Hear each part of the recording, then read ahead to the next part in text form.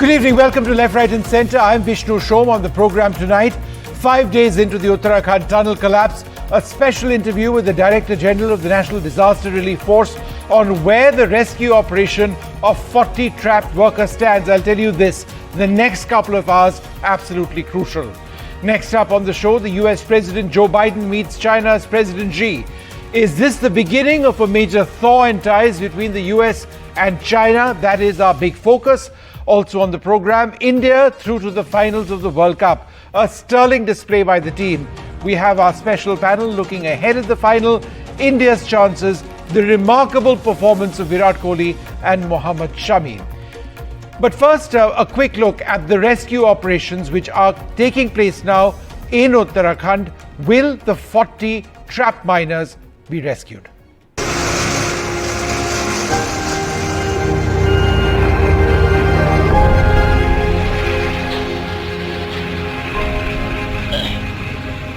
"100 hours after the Uttarakhand Tunnel Collapse that trapped 40 workers, a ray of hope.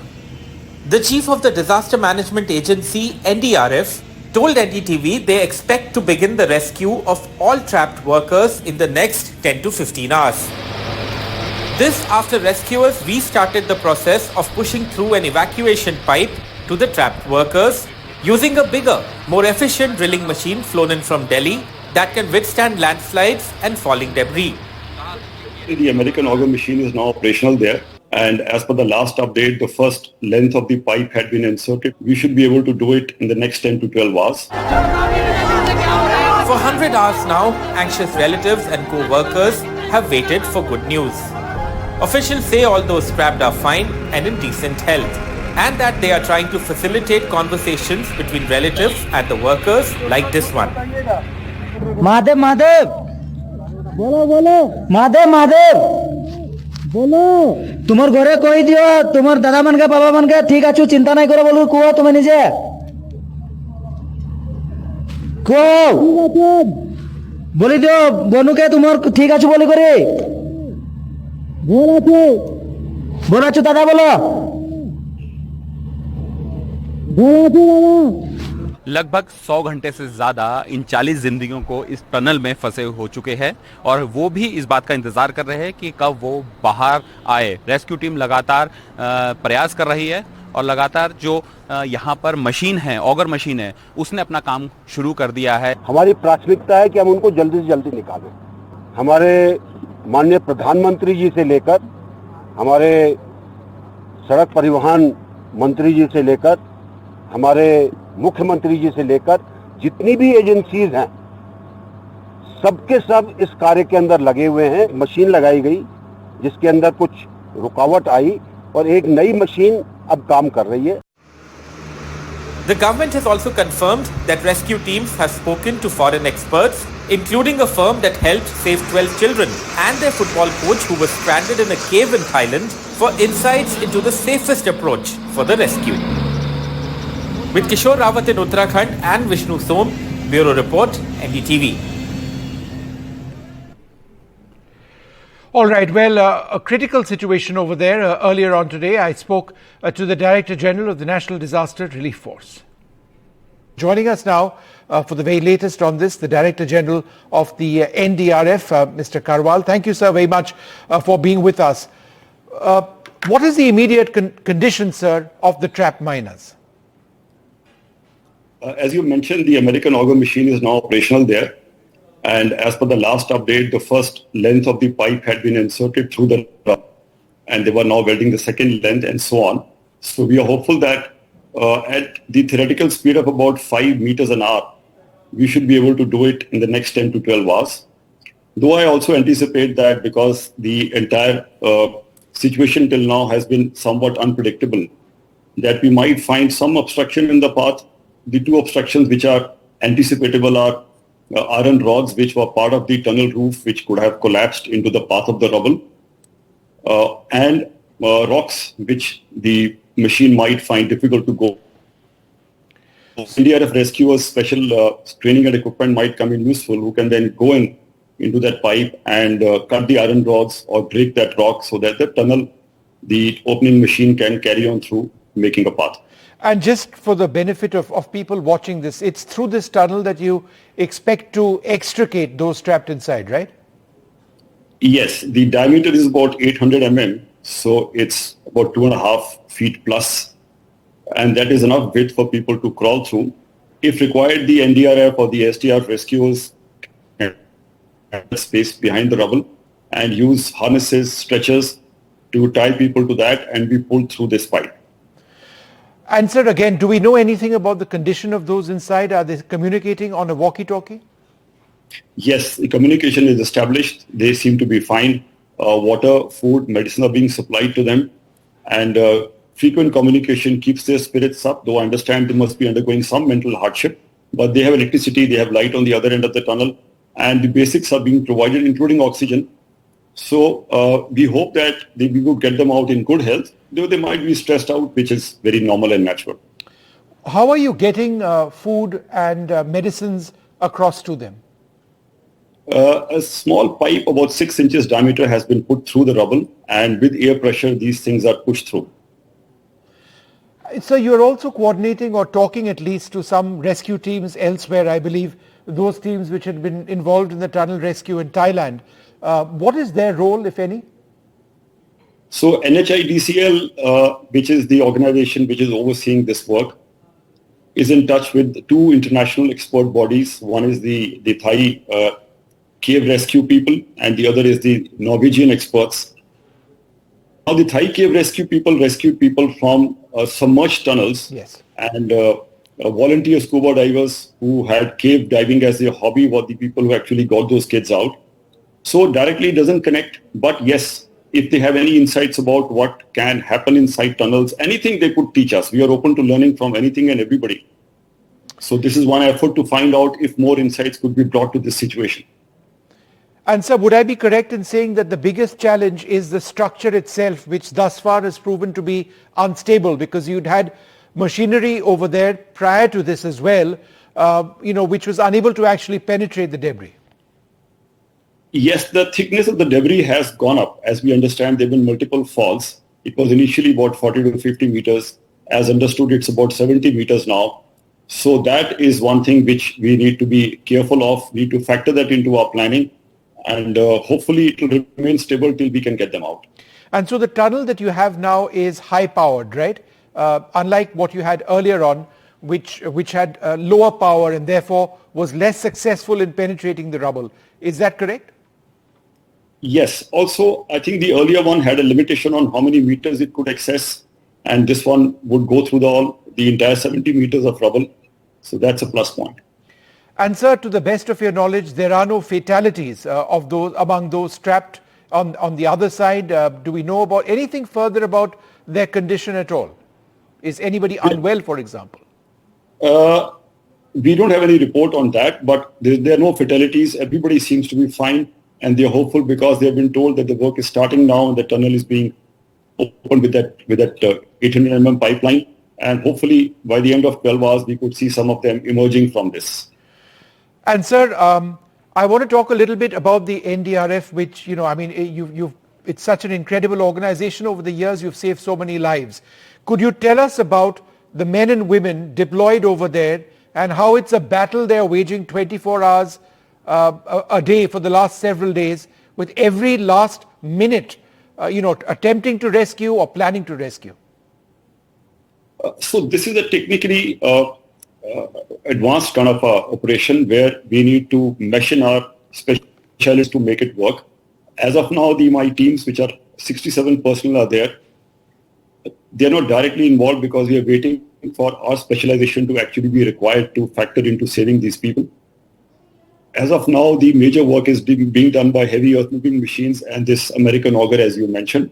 Once a tunnel gets opened up, then we go in with our special implements and training to rescue.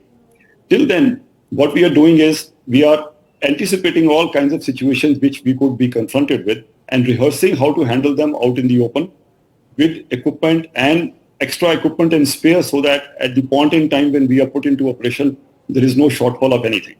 What are some of those scenarios, sir? One could be, as we spoke, that if iron rods put into the roof of the tunnel have collapsed with the debris and are now affecting the opening of this tunnel through the drill, those iron rods may have to be cut. Rocks may have to be again broken. We can't use blasting inside the pipe. So we'll have to go in with drills and hammers to break that rock into smaller pieces so that the opening can go through that rock. Third could be, which is again something which could cause another obstacle, is if there is heavy earth-moving machinery which has got buried under the rubble and that comes directly in path of the opening of the tunnel, in which case we would have to go around it or then start a new opening. So these are things which are difficult to predict, but yes, we can anticipate, we can prepare to the extent that we can. Sir, in just speaking to you now, you sound optimistic. Do you believe that, again, in the next 12, 15 hours, whatever it is, you will make a breakthrough? You're confident of that at this stage? I'm very hopeful. I'm very hopeful because the best technology and the best experts the nation have been made available there, and we are very hopeful we'll get every single one of them out alive. Do you have any observations based, on the structure itself, what led to a collapse like this? We do know, for example, that the Himalayas are new mountains, and therefore, boring into them is very, very problematic. Was there a lack of geological information or any other observations, even if preliminary, that you may have? I don't have expertise on that, but yes, I know as a rescuer that these kind of things happen across the world. Whatever we might factor into our calculations, this can still happen. So we have to be prepared and be able to rescue people if they get trapped. A final question, the family members, relatives, people who've come to that area, naturally they are anxious. That's fully understandable. What has been your message to them, as they've been waiting for days? I mean, their anxiety must be something which is obviously of concern to you and others around you.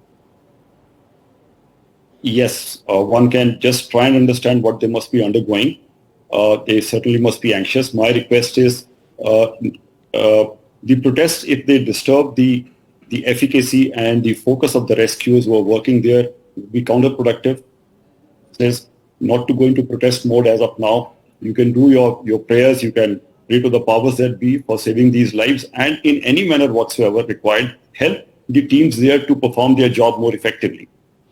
So final question to you, just repeat for us, it's the tunnel, once it does go through, it would be 2.5 feet in diameter, right? And you're going to be pulling people out with that or through that. Yes, it's 800 mm dia, so it's about 80 centimeters. And if a person is fit and healthy, he or she should be able to crawl out on their own. But if they are under any kind of a physical stress, tired, injured, then we can pull them out on stretchers or through a harness. So all that preparation is in place.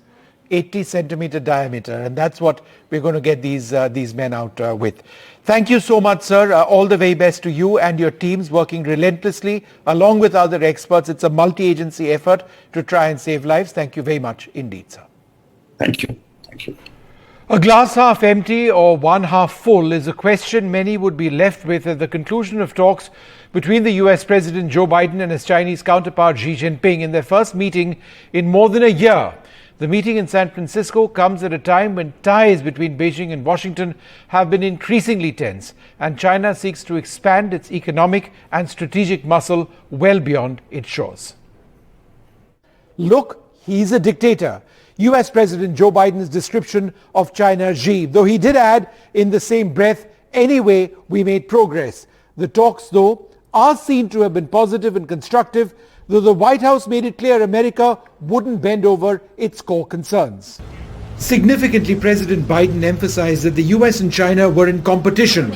The US would continue to align with partners and allies around the world. That alignment clearly includes countries such as India, with whom the US has an incredibly close strategic relationship.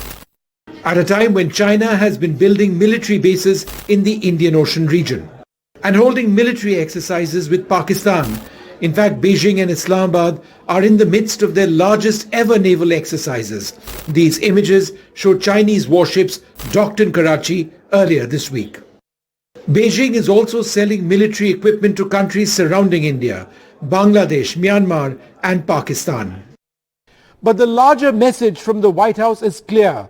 The world expects the United States to manage competition responsibly in order to prevent the relationship from veering into conflict, confrontation, or a new Cold War. Any potential conflict in the Pacific region could be linked to China's tensions with Taiwan. China sees Taiwan as its territory as Taipei asserts its democratic rights.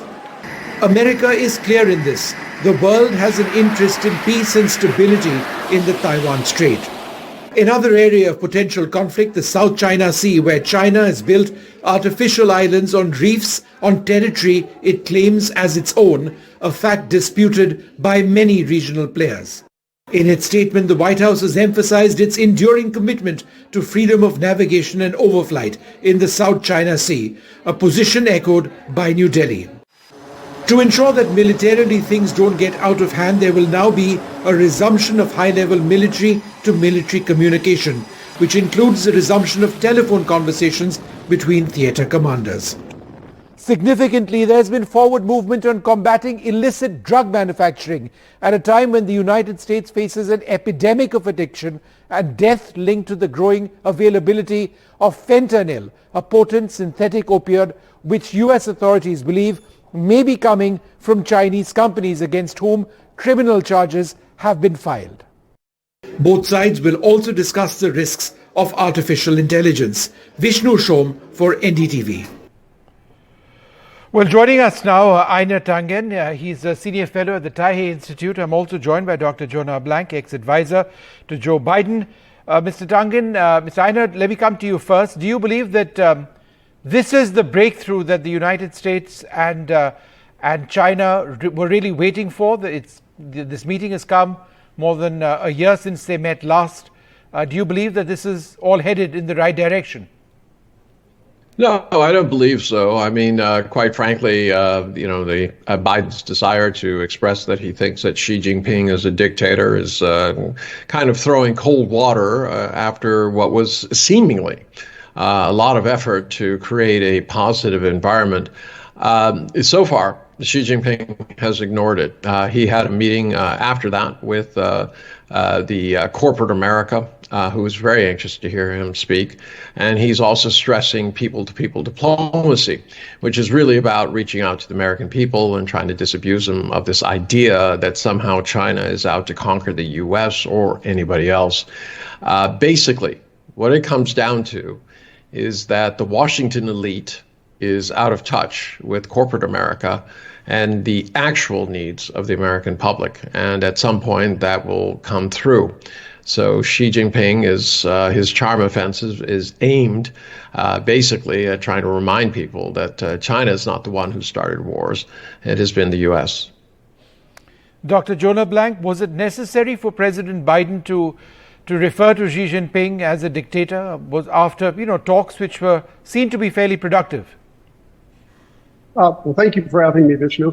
It wasn't something he brought up simply on his own. He was responding to a question put to him by a reporter, and he's referred to Xi as a dictator in the past. It would have been somewhat unusual if he were to try to backtrack.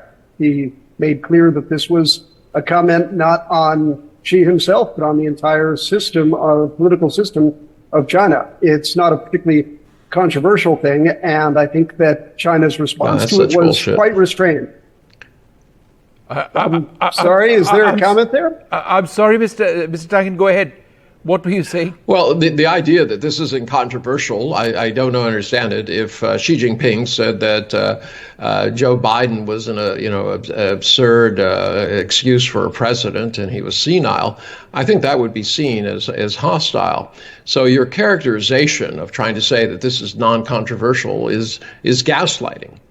The fact is, Xi Jinping has taken a very positive view towards U.S.-Chinese relations, and Joe Biden has, basically, in his usual style, put his foot in his mouth after a tremendous amount of effort by the American establishment to try to repair what is damages. 2 days ago, the U.S. put out a $30 billion refinancing of bonds. did not go well. Rates went up, and the entity that issued the bonds was forced to take 25% of them. There's 1.5 trillion in new bonds that will be coming onto the market, in addition to the refinancing of trillions more. So at this juncture, the U.S. is running a Ponzi scheme for a budget, basically borrowing money to pay the interest on money that it's already borrowed in additional borrowing, with no clear indication of how it intends to pay it back. So this idea that this is non-controversial is pure gaslighting. Dr. Blank, would you like to respond? Yeah, sure. There are a lot of conspiracies wrapped up in that statement. I don't think your viewers have the time for me to go through one by one. I'm not sure exactly what political position your guest is advocating, but I think it's pretty clear that virtually all American politicians across the political spectrum take a pretty jaundiced view of the political structure within China. Within American politics, that's not a very controversial view. And Xi Jinping... Why would you say that? 37% of Americans believe that the U.S. Political structure is actually doing anything which is in their interest. That's according to Pew. Why would you say it's non-controversial?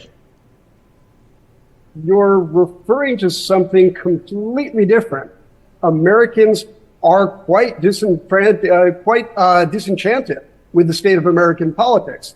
That says absolutely nothing about their view on China's politics. Let's keep to the subject if we can.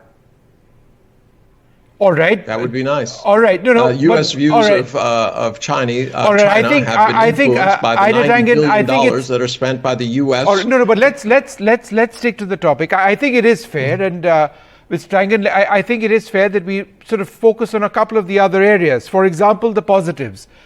There will be a hotline which is set up now between the United States and China. It used to exist. It stopped. It's back now. That's an important confidence-building measure. There is a crisis of drugs and drug use, opiates in the United States. There are concerns about where it comes from. Both sides are now talking about international narcotics needing to end. Is that not something which, in a sense, does take forward a testy relationship?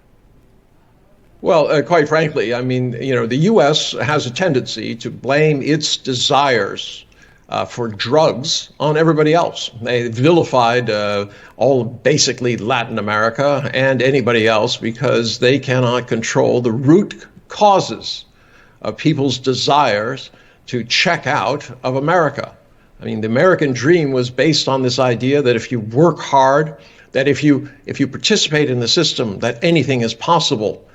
I mean, and right now, what do you have? You have a huge number of people who are dying of opiates. The issue is, why are they demanding opiates? Why are they killing themselves? Instead of trying to vilify everyone else for supplying drugs and chemicals, quite frankly, that are actually used in legitimate purposes. I have no problem whatsoever with tracing down any kind, and China agreed to this, that they would look at any company that was providing these kind of, quote, precursors to it. But remember, opiates of what we are talking about are synthetic drugs. They can be manufactured in a million different ways using different chemicals. Closing off one source just means they will go to another.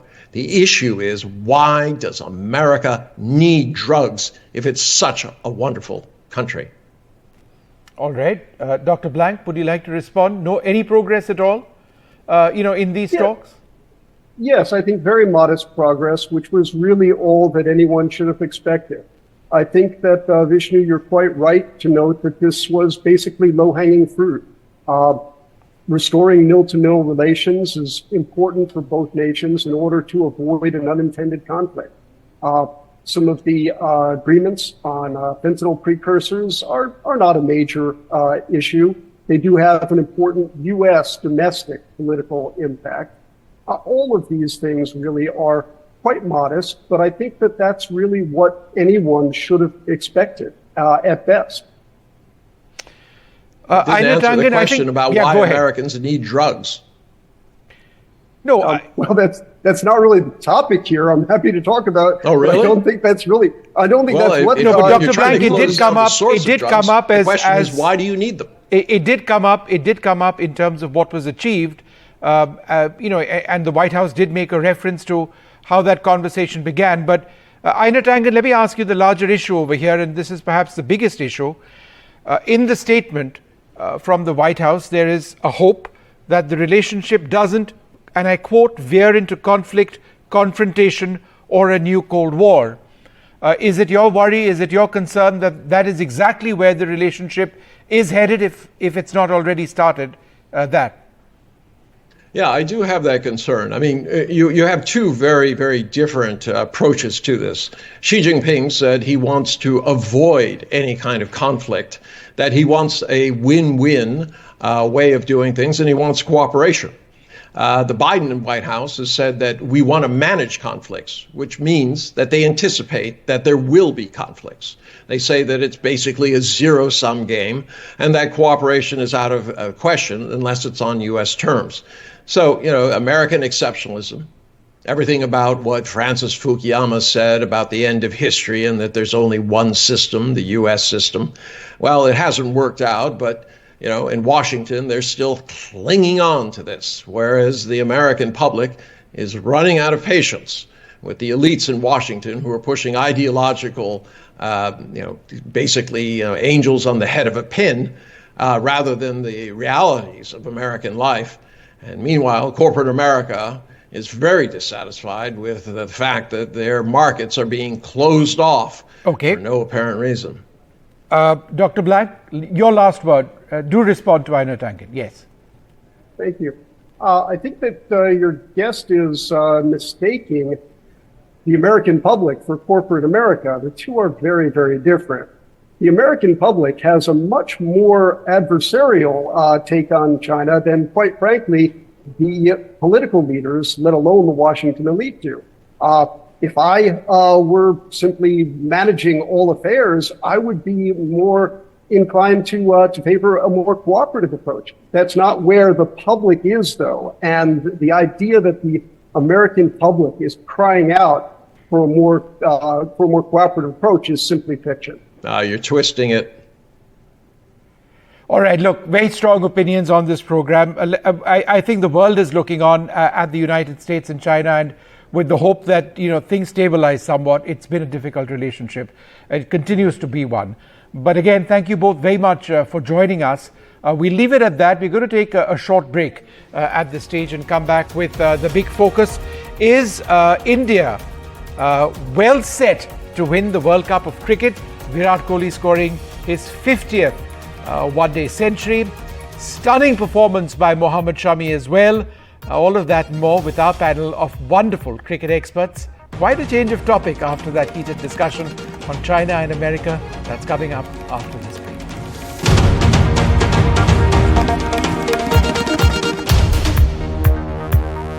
All right, so India well on our way to perhaps winning that World Cup. Are we going to? Farooq Engineer joins us, as does Saba Kareem and my colleague Osama. Thank you very much for being with us. Farooq Engineer, to you first. Do you think India, is in the ascendancy, favored to win the final, presumably against Australia? Absolutely. I've said it from the beginning that India are the most complete team. We are better in every department against every team in this World Cup. And that includes Australia, South Africa, Pakistan, Sri Lanka, whatever side you say. India's batting is tremendous. I mean, Rohit Sharma gives us such a flying start, such an unselfish game he plays for the team. He leads from the front. And that's a tremendous example he sends a very clear message to his teammates that we are here to win. And that's what he's done. He's backed up by some superb fielding, which has really surprised me because the Indian fielding has not been so good before as I've seen it this time. KL Rahul is keeping wickets extremely well, as I'm sure my friend Saba would agree there. Got two fantastic. He's come as a surprise. And Shreyas Iyer, what a performance he is. And of course, Virat Kohli is Virat Kohli. Tremendous achievement to get 50 Test hundreds. And I love the gesture of him bowing down to the master himself. And all in all, wonderful. Team India, Jai Hind. We're going to go all the way for sure. Sabah, do you share that thought, that we are well set to win this, number one? And number two, let's talk a little bit about our bowling attack. Shami's performance, extraordinary considering... Superb. I mean, considering, Sabah, that he may not even have been in this game, he sort of got in because of an injury to Hardik Pandya. He came into the mix, and man, he's had a performance throughout this World Cup. Before we go into all that, Vishnu, good evening to you, sir. It's been a pleasure to see you once again. And once you the moment you talked about KL Rahul, if you have given him a stamp of approval, who am I to even differ on that front? But yes, you're absolutely right. KL Rahul has done a fabulous job behind the stumps. I think he brings in a lot of stability, the balance to the side, and overall the team has looked extremely well balanced. On top of that, I think the margin of victory says it all, Vishnu. India against all the opponents have done so well. They have kind of covered all the bases. You talked about batting now. Look at our pace bowling quotient. Mohammad Shami, Jasprit Bumrah, Mohammad Siraj, all three of the wicket-taking bowlers. On top of that, on the kind of surfaces that India has played, we also have two wicket-taking spinners, Ravindra Jadeja and Kuldeep Yadav. And I think it is a rare sight for India to field 5 specialist bowlers in 11 in one-day cricket. Generally, teams, if you have noticed, prefer to have an extra batter at number 8. India started off on that in that manner in the first 3 games, but thankfully good sense prevailed and they brought in Mohammad Shami. And I think with Shami in the attack, I think India has become extremely lethal. Osama, Australia presuming... Farooq, 1 second. I just want to go across to my colleague Osama. Sure. Assuming, Osama, that Australia win this match, they appear well set to sort of win. They made a bit of a hash of it in the semi-final, haven't they? I mean, they weren't really chasing very much. Well, they weren't, but at this point of time, Australia have lost 7 wickets, Vishnu, and they're still 20 runs behind that total. And who knows, it's the Eden Gardens, a stadium where miracles happen. We have seen that multiple times. And they're playing Osama almost as if it's their home crowd, because all of the Eden Gardens is back in South Africa. That is probably also because nobody wants to face Australia in a final, Vishnu, because when it comes to Australia, they turn into a completely different beast when in an ICC tournament, and they have done it so many times. They've won it 5 times, the ODI World Cup. They won it 5 times. They won the World Test Championship, the World T20 World Cups. They have done everything when it comes to ICC tournaments, and is the reason why everyone wants to avoid Australia being in the final against India, and everyone thinks and prefers that South Africa is the team that we can beat easily. Well, going by what we have seen throughout the tournament, Vishnu, I think any team that comes up against India and the kind of form that India is in at the moment, it is going to be difficult for anyone to come and perform against India. Farooq, engineer, shall we talk a little bit about Virat Kohli? I mean, he's had his ups and downs like so many great players. He couldn't score a century a couple of years back, and now he can't stop scoring them. It's been a long career. He's established himself as perhaps the greatest one-day international batsman. Many of us who are test lovers would have loved to have seen him achieve close to that in test cricket. Indeed. But be that as it may, it's remarkable. It's not been easy for him to get here. He's a complete batsman, and he's so physically fit. Look at him running between the wickets. I mean, he just doesn't want to get 100. He wants to get a big 100, and he wants to win matches for India, which is or for any team he plays for. I mean, he's got the cover drive. I think he's definitely one of the finest I've ever seen, and I've seen quite a few good players over the years. As you say, Test cricket is Test cricket after all. But 50 overs. I mean, he's the prude, that he's taken over from the emperor himself, Sachin. Who's to get 50 hundreds is no mean feat, and I don't think this will ever be broken. Certainly not in my lifetime. I haven't got many years left. Oh, really? Now, come on. But our bowling. We touched on that. Jasprit Bumrah, I mean, I think he's the finest opening bowler in the world. Mohammad Siraj is superb, but he hasn't really clicked. And as you rightly said, that Shami may not have had a chance if Hardik Pandya was fit. So the way he's grabbed this opportunity and proved to everyone that he's not just a stand-in, but this is the great backup strength of India, the bench strength that India has got in batting. A guy like Surya Kumar Yadav, who's a match winner on his own, he bats at number 6 or number 7. Jadeja comes in at number 8. I mean, any country would love a batting strength like that. And of course, our spinners, Jadeja, Kuldeep Yadav, Ashwin, the finest off spinner in the world today, is not even in the team. So, I mean, look at the strength, look at the bench strength that we have. Any captain would love to have. And that's why India have been my favorites right from the start, right from word go. Yeah. I've said it all along, and I'm going to repeat it all along, that India, you might as well hand the cup over to India before we play it, Ahmedabad. Sabha, I think one of the big pluses for India is that, through the course of the tournament, all our main batsmen have come into form. They've all scored quite heavily, not just Kohli and one or two of the others. So that augurs well for India going into the final. Yes, Vishnu, it's not only the volume of runs that our batters have scored, but the manner in which they have scored runs. Look at the strike rate which Rohit Sharma and Shubman Gill have got their runs. Set aside Virat Kohli, the rest of the batters have always been very aggressive. Shreyas Iyer, 70 ball 100 in the previous game. Surya Kumar Yadav, similar kind of a strike rate. KL Rahul has been in such great form with high strike rate. So I think India have got the combination right. And I think we have talked about this before, that Virat Kohli has been given a specific role, has been able to do justice to that role. He's supposed to dig deep, he's supposed to bat deep, and the other batters are supposed to bat around him. And I think all the batters have done their job so well. So I think among all the teams who are here for the World Cup, India's strength lies in the batting. And I think none of the other sides can match India's batting power. Leave aside India's pace bowling attack. So I think in terms of combination, India is the best side in view. And I feel India at this stage is pretty well poised to lift the World Cup after a gap of 12 years. Yeah. Osama, it's also a team which seems to be fairly relaxed. We've seen Indian teams in the past not being relaxed. This team seems to be clicking off the field as well. But also, Vishnu, you need a character like Mr. Farooq Engineer to keep everybody relaxed on the field. And I think you have so many characters like Mr. Engineer in the side now. But it is also to do with the fact that everyone knows their role. And they know what they bring to the table, and the kind of confidence that the team management has given these players. Remember, you take the example of Shreyas Iyer and KL Rahul, and in fact take the example of Bumrah.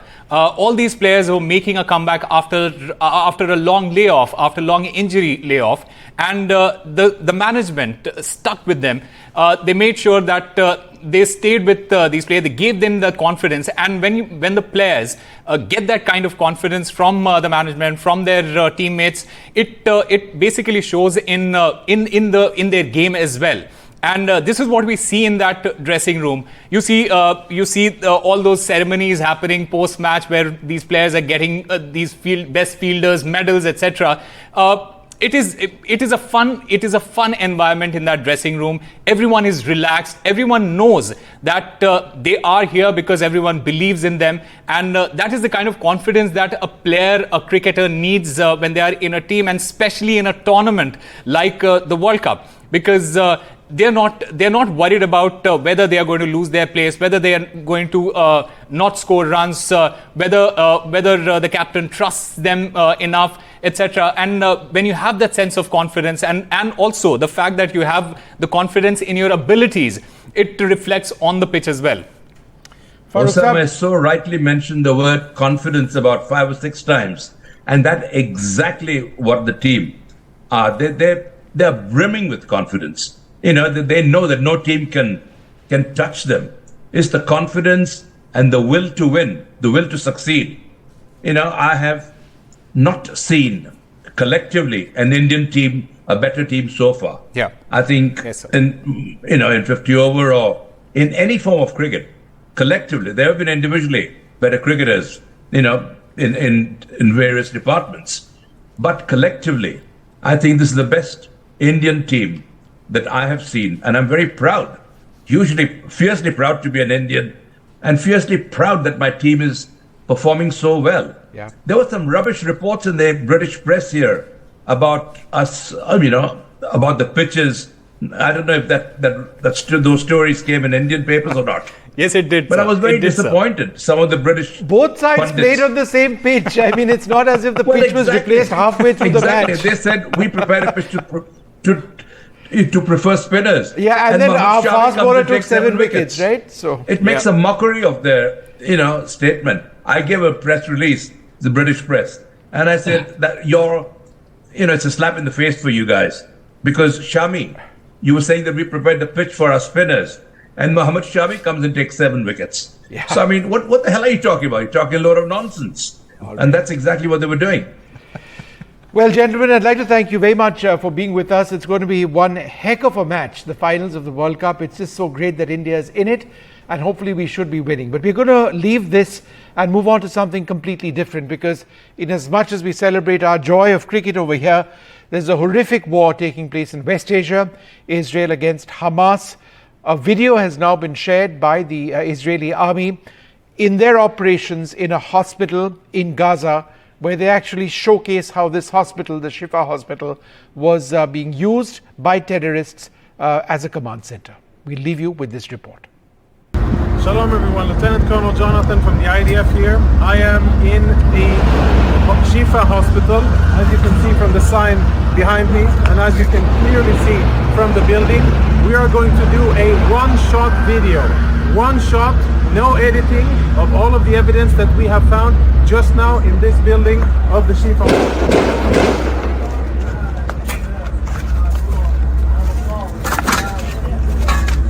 We're inside the MRI center of the Shifa hospital. Israeli troops breached here a few hours ago, and we have cleared the area, make sure that it's safe. And a few of the most interesting things that we have found totally confirm, without any doubt, that Hamas systematically uses hospitals in their military operations in violation of international law. And what we have found, I think, is only the tip of the iceberg. Let me show you a few examples. Security cameras have been obstructed. All of the security cameras are covered, and this isn't the only one. You'll see the rest of them here. Follow me as we go in, and we will see the MRI center and see the weapons that Hamas has hidden inside. This is where patients come in order to get MRI services. We'll proceed into a more secluded area. And the lighting here is out, so we're using flashlights. We're now, as you can see, in an MRI room. I don't know when this was used the last time. But it is definitely an MRI machine. And if you follow me behind the MRI machine, I'll show you what our troops exposed just minutes ago. In military terms, this is a grab bag. Grab and go of a Hamas combatant, and if you zoom in and we get some light over here, what you will be able to see is military equipment. There is an AK-47, there are cartridges, ammo, there are grenades in here, of course uniform, and all of this was hidden very conveniently, secretly behind the MRI machine. On the other side, we found a backpack with what appears to be very important intelligence, including a laptop, and we'll show you that momentarily. Let's go see the next room. So we're still in the MRI center. The backpack was found in here, and it was also hidden behind the MRI machine. As you can see, the rest of the equipment here is proper hospital equipment, right? Bandages and medical gear. It seems as if there's no real shortage because there's a lot of equipment here, but we'll leave that for another discussion. Let's go see weapons and other prohibited items.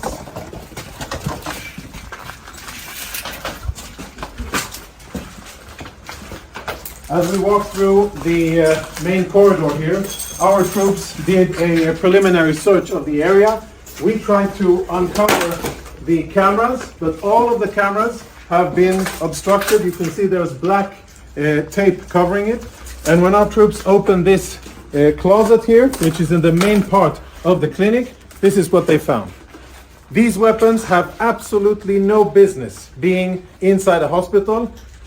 The only reason they're here is because Hamas put them here, because they use this place, like many other hospitals and ambulances and sensitive facilities inside the Gaza Strip, for their illicit military purposes. So there's Kalashnikov rifles here, even ammunition. And let's go see the next part of the of what we have here. Another MRI machine. Another MRI machine where behind it we also found contraband similar to what you saw in the other areas. And let's go see the last thing, which is more related to intelligence, which I think we will be able to extract quite a lot of interesting intelligence from. If you can see, follow me. Up here on top of a spare part of the MRI department, we found another grab bag. It's empty because we emptied it and cleared it so that we could use and see it. So this is where we found it, and here are the contents of the bag. The contents of the bag are full military kit for one Hamas terrorist.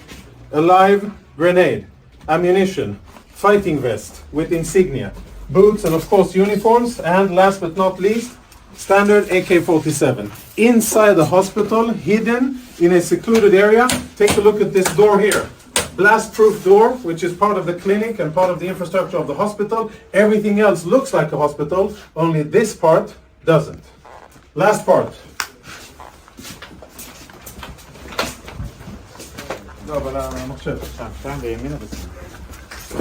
Now we will see something that our Intel researchers are looking into.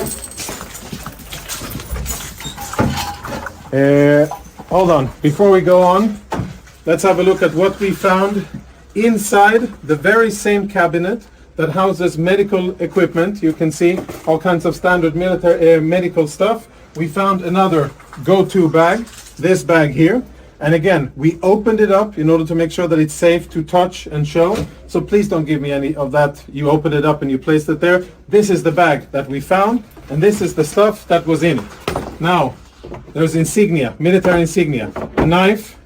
For those of you who read Arabic, you'll be able to understand what it says here. But it's Hamas, the military wing, Kataib al-Qassam, of course a vest with equipment, and as always an AK-47, standard gear, grab and go, which they thought would be a good place to store inside a hospital. And the last item, which I'm sure will be very interesting to analyze, is a laptop. We found it in the MRI room. This is how the laptop looks. I don't know who it belonged to, but now it is being analyzed by our Intel people. Tactical radio communications, which we will analyze. Lots of disks, which will be analyzed. And a computer, which at first glance already provides a lot of incriminating evidence.